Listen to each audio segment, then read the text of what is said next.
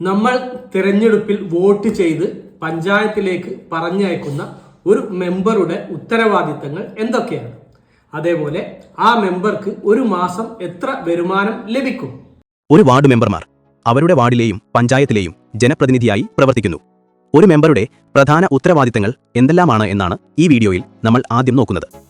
വാർഡിന്റെ സമഗ്ര വികസനത്തിനായുള്ള പദ്ധതികൾ ആസൂത്രണം ചെയ്യുക, വികസന പദ്ധതികൾ നടപ്പിലാക്കുന്നതിൽ മേൽനോട്ടം വഹിക്കുക, വാർഡിലെ അടിസ്ഥാന സൗകര്യങ്ങൾ, റോഡുകൾ, വെള്ളം, വൈദ്യുതി, ശുചിത്വം തുടങ്ങിയവ ഉറപ്പുവരുത്തുന്നതിൽ ശ്രദ്ധിക്കുക.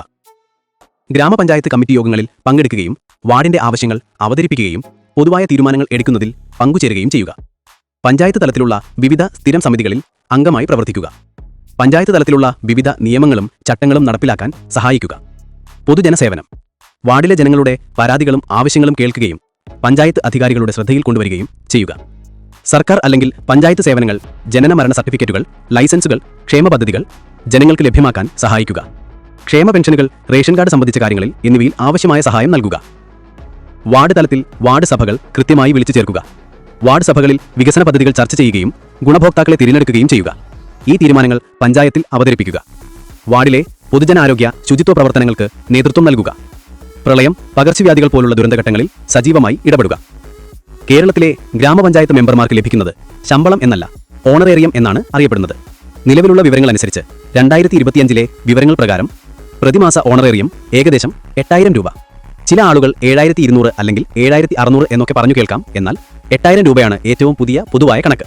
സിറ്റിംഗ് ഫീസ് എന്ന് പറയുന്നത്, അതായത് യോഗങ്ങളിൽ പങ്കെടുക്കുന്നതിനുള്ള ബത്ത, ഒരു യോഗത്തിന് 200 രൂപ ലഭിക്കും. ഇങ്ങനെ ഒരു മാസം പരമാവധി 1000 രൂപ സിറ്റിംഗ് ഫീസായിട്ടും ലഭിക്കും. അതുകൊണ്ട് ആകെ ഒരു മാസം ലഭിക്കുന്ന തുക ഏകദേശം 8000 രൂപ പ്ലസ് പരമാവധി 1000 രൂപ, അതായത് 9000 രൂപയായിരിക്കും. കൂടാതെ ഔദ്യോഗിക ആവശ്യങ്ങൾക്കായി പഞ്ചായത്ത് ഓഫീസിന് പുറത്തേക്ക് യാത്ര ചെയ്യുമ്പോൾ യാത്രാബത്ത, അതായത് TA ലഭിക്കാൻ അർഹതയുണ്ട്. ഇത് പഞ്ചായത്ത് നിശ്ചയിക്കുന്ന നിരക്കുകൾ അനുസരിച്ചായിരിക്കും. സാധാരണഗതിയിൽ യോഗത്തിൽ പങ്കെടുക്കാൻ വരുന്നതിനും പോകുന്നതിനുമുള്ള യാത്രാ ചിലവ് സിറ്റിംഗ് ഫീസിൽ ഉൾപ്പെടുത്തിയാണ് നൽകുന്നത്. എന്നാൽ മറ്റു പ്രത്യേക ഔദ്യോഗിക ചുമതലകൾക്കായി, ഉദാഹരണത്തിന് ജില്ലാതല യോഗത്തിൽ പങ്കെടുക്കാൻ പോകുക, പദ്ധതികളുടെ സ്ഥലപരിശോധന തുടങ്ങിയ യാത്ര ചെയ്യുമ്പോൾ അതിന് അനുബന്ധമായ യാത്രാബത്ത ലഭിക്കും.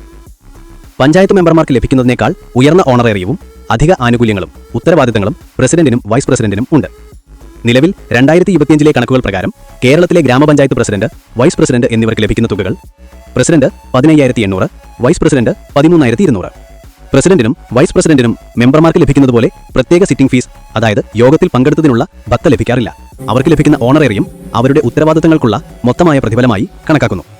പ്രസിഡന്റിനും വൈസ് പ്രസിഡന്റിനും ഔദ്യോഗിക ആവശ്യങ്ങൾക്കായി പഞ്ചായത്ത് പരിധിക്ക് പുറത്തേക്ക് യാത്ര ചെയ്യുമ്പോൾ യാത്രാഭത്തയ്ക്ക് അർഹതയുണ്ട്.